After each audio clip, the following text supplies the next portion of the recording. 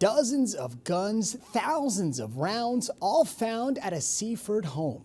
You're watching Newsday TV. Thanks for joining us. I'm Ken Bufa. Cops were called after a van caught fire in the driveway, and the man accused of owning the arsenal was hauled into court today. Steve Langford has the story.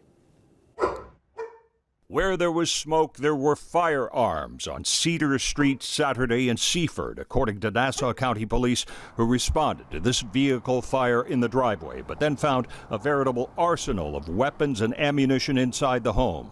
Charles Musera has been charged with criminal possession of a weapon and other gun charges related to the discovery of 67 firearms, 157 high-capacity magazines, thousands of rounds of ammunition, 2 silencers, 2 daggers, and 1 switchblade, police say they found in Musera's home. 57 of the firearms were assault weapons. 31 had no serial number. It is unfathomable the amount of weapons that was in this home in a residential area in Seaford, New York. The number of ghost guns police say they found here of deep concern to authorities. Musera gave officers verbal and written permission to enter his home, according to police, who say the weapons were left out in plain view. Was it well known that he had a lot of guns? No, he didn't do anything with them. It was his hobby. Next-door neighbor Iris Abruzzo describes Musera as a very nice guy. We didn't know he had that many, weapons in the house. Musera's bail has been set at $75,000 cash. Steve Langford for Newsday TV. The suspected Gilgo Beach serial killer will be in court tomorrow. Rex Heuermann has a scheduled conference at 9:30 in the morning. Now, this comes 3 weeks after he was charged with the murder of a 4th victim. The Massapequa Park man had already pleaded not guilty to killing 3 other women whose remains were found near Gilgo Beach. Make sure to head over to Newsday.com for the latest on the Gilgo Beach killings investigation. And only in Newsday, the MTA's congestion pricing plan could make your commute longer or more crowded. Now, the plan will charge drivers an extra $15 to go into Manhattan below 60th Street, which is expected to increase traffic at the Midtown Tunnel. Now, some drivers don't think this will make a difference in the city's gridlock streets. New York is New York. It's crowded. It's congested. That's what New York is. So it's just money that's being taken out of people's pockets. Now, congestion pricing is also projected to increase LIRR ridership, but this Port Washington branch commuter is not too concerned. 2%, it's not going to affect me that much, but I'm definitely against congestion pricing. Why is that? Because I think basically it's a ripoff. I think it's just something to keep people from driving. Congestion pricing could start in May. Now, to read more about congestion pricing and the impact on Long Islanders, go to Newsday.com, click Get More below the Newsday TV video box. And a retired 9/11 firefighter has died of cancer. Bob Beckwith was 91 years old. Here's a famous picture of him with former President George W. Bush a few days after the attacks.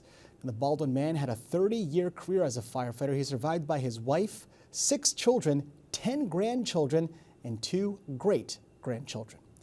And the town of Hempstead is looking for a public input on a closed-down motel. The Capri Motel in West Hempstead was shut down in August for safety violations. It was also declared a nuisance because of alleged criminal activity on or near the motel. Public comment will be open through March 1st. A sales tax hike has been proposed in Suffolk County to protect drinking water.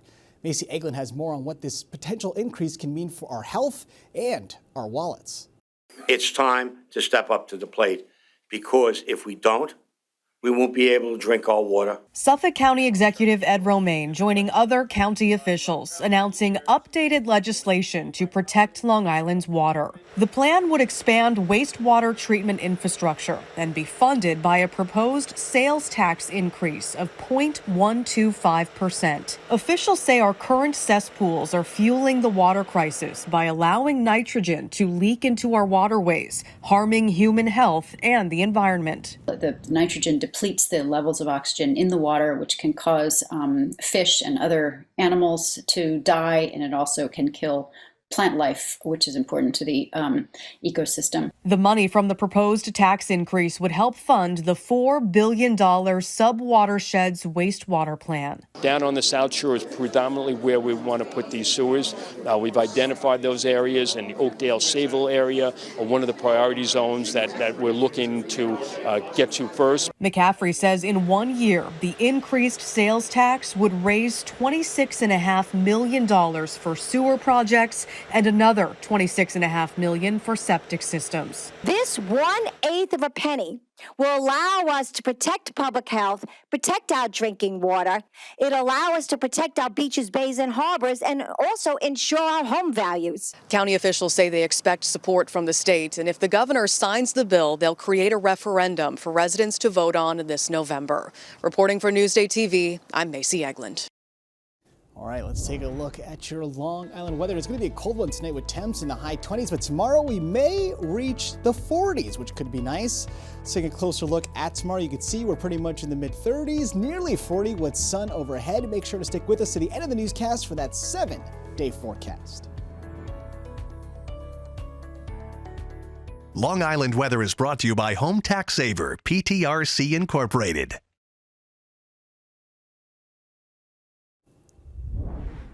They risk their lives to get to our country, and now many migrants are struggling to support themselves because they don't have legal working papers. Here's part 3 of our series, The Migrant Struggle.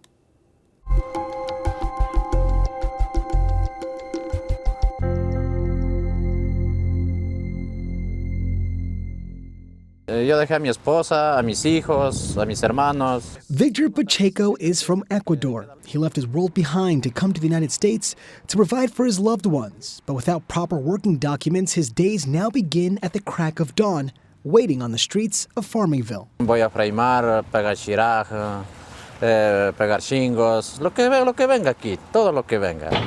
And he is not alone. Countless other migrants who have left their countries due to fear of violence and economic uncertainty find themselves looking for a daily wage. Even huddling in the cold, hoping for another payday. Si algunos me dicen, oye, vamos a lavar platos, yo me voy a lavar los platos, pero con tal que haya dinero, ¿no? In Manhattan, waiting for working papers is also not an option. Luis Medina has become a moped handyman for dozens of migrants finding work through food delivery apps. Para estar haciendo cosas malas, mejor estar haciendo esto. The days are not short, with some lasting 10 to 12 hours for nearly $100 a day, all while fearing something could go wrong. Sin moto no hay nada, sin moto no hay comida, sin moto no hay nada, porque cómo mantener uno la familia. While others ride, Maria Baez shuffles along New York City train platforms selling candy to strap hangers while taking care of her 1.5-year-old son. Más porque estoy con mi bebé. Me hace difícil. Hay momentos que son buenos y hay momentos que son difíciles. These migrants say, in this moment, life in the States is not what they expected. But waiting to work is just not an option, especially when they feel like the weight of the world is on their shoulders. Cualquier trabajo para la comida, para la renta, poco a poco. Now, to read more about the migrant struggle, go to Newsday.com. Click Get More below the Newsday TV video box. Now listen to this. 4 finalists in a national STEM competition are in the same Brentwood High School classroom. And Steve Langford has a story you'll see only in Newsday. Fully half of all the students in New York State selected as finalists in a competition called the National STEM Challenge are sitting together here in this science classroom at Brentwood High School. Our finalists, if selected, they have an all-expense-paid trip to Washington, D.C. to present their work there as champions of the STEM Challenge. Of the 8 students across New York State to make it this far in the competition, 4 are from Brentwood High School alone. I wanted to develop a solution for the excess nitrate. I wanted to stop it before it made its way into our waterways. Stephanie Pisano is 18 years old. Her fellow finalists here are 17. All are wise beyond their years. The current digitizers in the NSLS2 are discontinued. So my project was to code, evaluate, and implement a new digitizer for the NSLS too. Their mission, to create a STEM project that tackles a real-world challenge. My project basically assesses the impact of nitrogen pollution from things like septic leaching and their impact on how Zoosphere Marina is able to cycle its nutrients. These students keen to present their projects not only to competition leaders, but to the wide world beyond. So I decided to expose these fruit flies, the model organism, to several concentrations of the herbicide glyphosate to see if it'll have any negative impacts, to see if the herbicide may have been the cause of the decline. They find out February 12th if they move on to become champions in this National STEM Challenge. Steve Langford for Newsday TV. Future seems pretty bright with them. Now, to read more about the STEM finalists, go to Newsday.com, click Get More below the Newsday TV video box.